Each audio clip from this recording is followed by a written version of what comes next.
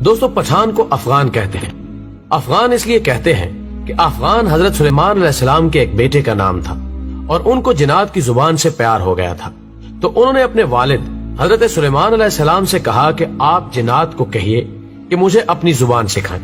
سلیمان علیہ السلام نے اپنے بیٹے کی درخواست قبول کی اور جنات کو حکم دیا کہ افغان کو جنات کی زبان سکھائی جائے۔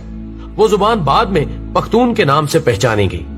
پٹھان کی اصلیت اور قومیت کے بارے میں جو دلائل ہیں وہ یہ کہ پٹھان حضرت ابراہیم علیہ السلام کی اولاد میں سے ہیں اور حضرت اسحاق علیہ السلام کی اولاد ہیں اور قومیت سے بنی اسرائیل ہیں۔ انگریز مورخین لکھتے ہیں کہ پٹھان قوم ارجینیا کے ایک حصے میں رہتے تھے اور ارجینیا کے لوگوں کا دعویٰ ہے کہ افغان قوم یا پٹھان ہم میں سے ہیں، کیونکہ البانیہ کے اوغان جو کہ بعد میں افغان بنے ارجینیا سے ہندوستان کی طرف چل پڑے۔ اور مورخین لکھتے ہیں کہ اسرائیل قبائل بہت تکالیف اور مصیبتوں کے بعد افغانستان میں آباد ہو گئے۔ جب حضور اکرم صلی اللہ علیہ وآلہ وسلم نے اسلام کی تبلیغ شروع کی اور لوگ جوک در جوک اسلام میں داخل ہونے لگے تو اس وقت پٹھان قوم کا سردار جس کا نام قیس عبد الرشید تھا اپنے پورے خاندان کے ساتھ محمد صلی اللہ علیہ وآلہ وسلم کے حضور میں حاضر ہوا اور محمد صلی اللہ علیہ وآلہ وسلم کے ہاتھ پر بیعت کر کے مسلمان ہو گیا۔ اس لیے دنیا بھر میں جہاں بھی پختون ہوں گے وہ مسلمان ہوں گے۔ دنیا میں پختون ہی واحد قوم ہے جس میں اسلام کے بغیر کوئی مذہب نہیں۔ اگر پختون سے پوچھا جائے کہ آپ پہلے مسلمان ہیں یا پختون، تو جواب ہوگا کہ میں 5000 سال سے پختون ہوں اور 1400 سال پہلے مسلمان ہوں۔ دوستو، اب سوال یہ ہے کہ افغان قوم کو پٹھان کیوں کہا جاتا ہے؟ تو جب کافروں نے مکہ پر قبضہ کر لیا تو حضرت محمد صلی اللہ علیہ وآلہ وسلم نے حضرت خالد بن ولید رضی اللہ تعالی عنہ کو حکم دیا کہ جاؤ اپنے افغانیوں کو جہاد کے لیے بلاؤ۔ خالد بن ولید رضی اللہ تعالی عنہ افغانستان چلے گئے اور افغان سردار قیس عبد الرشید کو حضور صلی اللہ علیہ وآلہ وسلم کا پیغام ارسال کیا۔ قیس عبد الرشید کی قیادت میں لشکر مکہ مکرمہ کی طرف روانہ ہوا۔ شام کو صحابہ کرام نے حضور اکرم صلی اللہ علیہ وآلہ وسلم کو خوشخبری سنائی کہ افغانی لشکر نے آتے ہی کافروں کا قتل عام شروع کر دیا اور تمام کافروں کا خاتمہ کر دیا اور مکہ مکرمہ کو افغانیوں نے فتح کر لیا۔ تو اسی لمحے حضور اکرم صلی اللہ علیہ وآلہ وسلم کی زبان پر یہ الفاظ آئے، بتان۔ خواتین و حضرات، بتان لفظ عربی زبان کا لفظ ہے، یعنی سخت ترین لکڑی جو سمندری جہازوں میں لگائی جاتی ہے، جسے سمندری پانی بھی کمزور نہیں کر سکتا۔ یہ لفظ جب برِ صغیر پہنچا تو بتان سے پٹھان ہو گیا، اور اگر ان کی تاریخ کا تکابری جائزہ لیا جائے تو فارسی میں پشتون، مقامی زبان میں پختون اور اردو میں پٹھان۔ یہ قوم دنیا بھر میں پھیلی ہوئی ایک غیرت مند قوم کے طور پر گردانی جاتی ہے، جن میں افغانستان، پاکستان اور بھارت اول نمبر پر ہے۔ دنیا میں پشتون اپنی وفا اور غیرت کے نام سے جانے جاتے ہیں۔ لفظ پشتون کا مطلب ہوتا ہے غیرت و وفا والا اور اپنی عزت اور دین پر مر مٹنے والا۔ پشتونوں نے قیام پاکستان میں بھی بھرپور حصہ لیا۔ بعض مورخین کے مطابق پٹھان آریائی یا یونانی نسل سے ہیں اور بعض کے نزدیک یہ قیس عبد الرشید کی اولاد ہے، جبکہ تیسرے نظریے کے مطابق ان کا تعلق بنی اسرائیل کے گمگشتہ قبائل سے ہے۔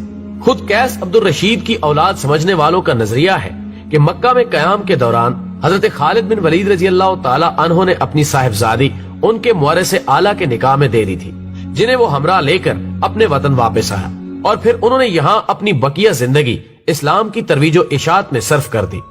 اسی طرح قیس عبد الرشید کی اولاد پٹھان کہلاتی ہے، جبکہ یہ بھی کہا جاتا ہے کہ خود قیس عبد الرشید کا تعلق بھی بنی اسرائیل کے بادشاہ ساؤل یعنی حضرت طالوت کے 37ویں پشت سے تھا۔ اس طرح آخری دونوں نظریات کی روشنی میں ان کا تعلق بنی اسرائیل سے ہی بنتا ہے۔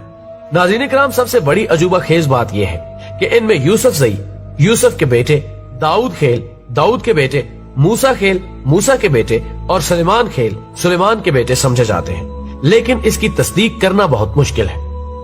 افغانوں یا پٹھانوں کے کئی اوصاف عربوں سے ملتے جلتے ہیں۔ عرب قوم مہمان نواز، بہادر اور اہل قلم ہونے کے ساتھ ساتھ دوسری قوموں سے اتنی جلدی مروب نہیں ہوتی تھی۔ ان چند اوصاف کے علاوہ کوئی اور وصف عربوں کے اندر زمانہ جہلیت میں نظر نہیں آتا۔ حیرت کی بات یہ ہے کہ یہی چند اوصاف افغان یا پٹھان قوم میں بھی اسی شدت کے ساتھ پائے جاتے ہیں، جبکہ ان کی بیشتر چیزیں یہودیوں سے بھی ملتی جلتی ہیں۔